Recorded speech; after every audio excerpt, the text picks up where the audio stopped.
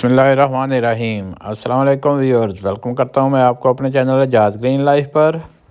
दोस्तों, आप गुलाब के इस फूल को देखें, इसकी पत्तियां जो हैं कितनी घनी हैं और कितनी ज़्यादा सुर्ख हैं। आज की इस वीडियो में आपको लिक्विड फर्टिलाइज़र तैयार करने का ऐसा तरीका बताऊंगा जिसके इस्तेमाल से फूलों की पत्तियां घनी भी होंगी और फूल लंबे अरसे तक खिला रहेगा।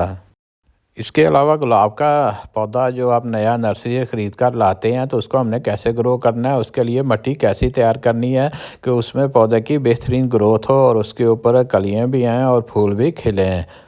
मज़ीद आगे बढ़ने से पहले जो दोस्त मेरे चैनल पर नए हैं वो इसको लाइक और सब्सक्राइब कर लें और साथ ही बेल आइकॉन को भी प्रेस कर लें ताकि मेरी आने वाली वीडियो का नोटिफिकेशन आपको फौरी तौर पर मिल सके। दोस्तों, ये गुलाब का पौधा नर्सरी से मैंने ख़रीदा है और इसको 12 इंच के गमले में शिफ्ट करना है।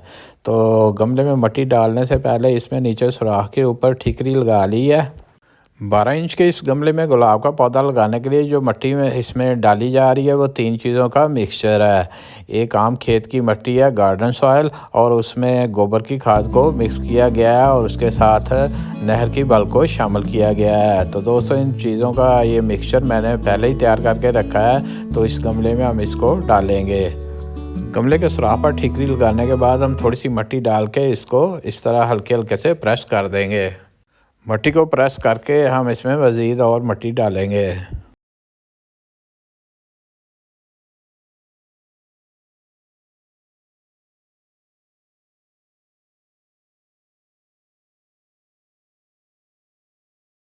गुलाब का जो पौधा हम नर्सरी से ख़रीद कर लाए हैं उसको हमने इस छोटे गमले से निकालना है। पहले इसको हल्के हल्के से साइडों से थपथपा लेंगे ताकि वो आसानी से बाहर निकल आए।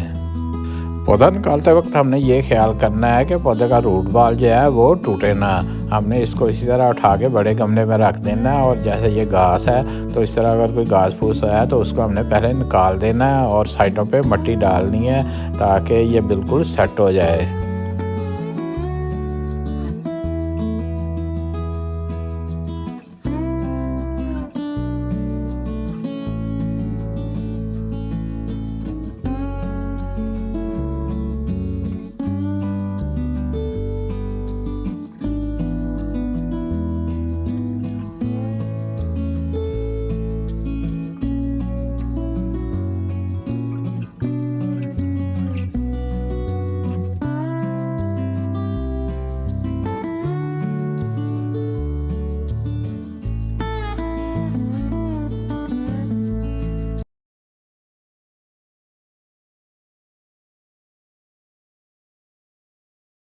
गमले में मिट्टी डालने के बाद हमने साइडों से अच्छी तरह इसे एक बार फिर प्रेस कर देना है।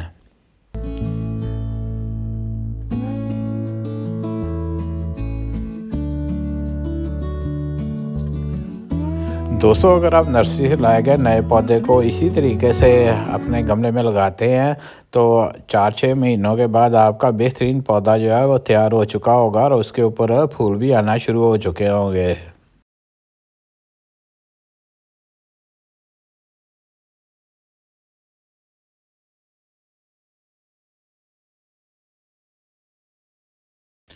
गुलाब का पौधा लगाने के लिए ये जो हमने मिट्टी तैयार किया ये एक बेहतरीन मटेरियल है। ये फुल ऑफ न्यूट्रिएंट्स है, इसमें पौधे की बेहतरीन ग्रोथ होगी। इस तरीके से बनाई गई मिट्टी बहुत ज़्यादा नरम भी होती है और इसमें मिनरल्स और न्यूट्रिएंट्स की बहुत ज़्यादा मकदार पाई जाती है जिससे गुलाब के पौधों की बेहतरीन ग्रोथ होती है। गमले में पौधा लगाने के बाद हमने इसमें अच्छी तरह पानी डालना है ताकि सारी की सारी मिट्टी जो है वो तर हो जाए।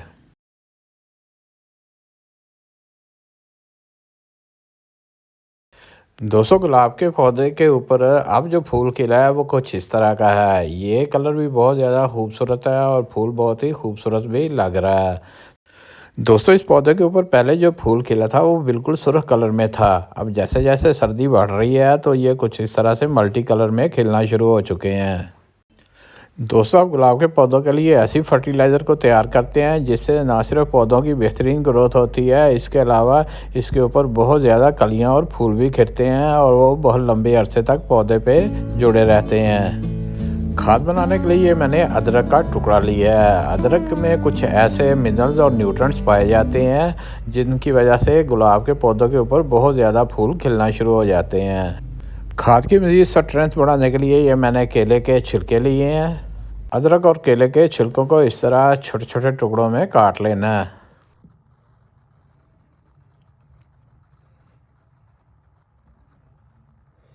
खाद बनाने के लिए ये मैंने एक केतली ले ली है। इसमें केले के छिलके और अदरक के टुकड़ों को डाल देंगे और इसमें पानी हम इतना डालना है कि ये अच्छी तरह भीग जाएं। अब इसमें 1 चम्मच चाय की पत्ती डाल देंगे, जिससे ना सिर्फ गुलाब के पौधे को नाइट्रोजन मिलेगी, इसके अलावा और भी बहुत से दूसरे मिनरल्स हैं जो पौधे की ग्रोथ में बड़े ही फ़ायदेमंद होते हैं। इस सारे मटेरियल को बॉयल करने के लिए हम केतली को चूल्हे पे चढ़ा देंगे। जब इसमें बॉयल आना शुरू हो जाए तो आपने मज़ीद 5 मिनट तक इसको चूल्हे पे रहने देना है। अब केतली में अच्छी तरह बॉयल आ चुका है, ये देखें कितनी ज़्यादा भाप भी निकल रही है। तो अब हम केतली को नीचे उतार लेंगे। इस तरह दोस्तों हमारे पास मिनरल्स और न्यूट्रिएंट्स से भरपूर लिक्विड फर्टिलाइज़र तैयार हो चुकी है। इसको मैंने स्ट्रेन करके मग में डाल लिया है। जैसे ये लिक्विड फर्टिलाइज़र ठंडी हो जाए तो इसको किसी बोतल में डालकर सेव कर लेना है। अब दोस्तों बात करेंगे इसको हमने इस्तेमाल कैसे करना है।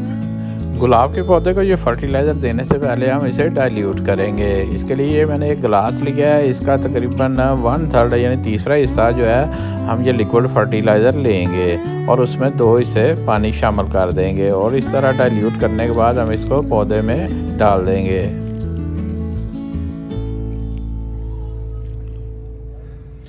पौधे में खाद देने से पहले आपने इसमें अच्छी तरह गोडी कर लेनी है, ताकि जो हम फर्टिलाइज़र इस्तेमाल करें वो लिक्विड हालत में अच्छी तरह मिट्टी में जज़ब हो जाए और रूट्स तक जल्दी से पहुंच जाए और अपना असर दिखाना शुरू कर दे।